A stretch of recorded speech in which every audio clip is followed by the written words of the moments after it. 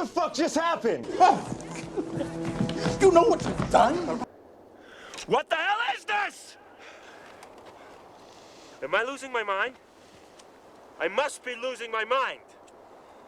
What in the genuine fuck did I just watch? The 2023 Children of the Corn is one of the most disjointed, confusing, delusional, absurd, insane, and not in the good way movies I have ever seen. I realized that the novel this film was based on was written during the heyday of Stephen King's cocaine use. Cocaine's a hell of a drug.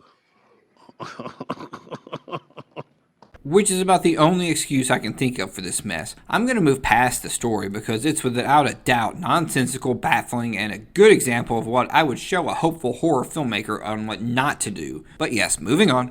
What are you trying to do, scare me? None of the scares land. Literally zero. Generally speaking, a horror movie should contain some, horror. I imagine the only way one might feel any sense of dread or terror from watching Children of the Corn is if they were isolated with only VeggieTales for a sense of entertainment. But then again, I find it more feasible this imaginary person would be able to conjure up nightmares that would scar them far more than this film ever could. There are a few movies I've seen where the acting across the board is this bad. With one noticeable exception, the performances are distractingly bland or totally out of place. If it was just one or two performers, I might call them out, but considering this is 99% of the people that appear on screen seem to have no idea of what direction their character needs to be going in, it's more of a director/story/casting department fault, and I hate to point fingers, but There's no need to get angry. Well, if I'm angry, it's your fault. okay, alright, I hate being a negative Nancy. Positives. For one, it was interesting seeing a less attractive version of Noel Fielding on screen. Every time he popped up, I thought he should be wearing more eyeliner. But I will say, for all the negatives, and boy oh boy are there plenty, there is a single bright light in this film. Despite the dirt pile she is covered in, it is crystal clear Kate Moyer, the child actor who plays Eden, has it. Whatever it is that allows actors to take mediocre material and elevate it with their performance. If she is continued to be given opportunities to showcase her evident talent, one day people will look back and say, can you believe how good she was despite everything else that was going against her?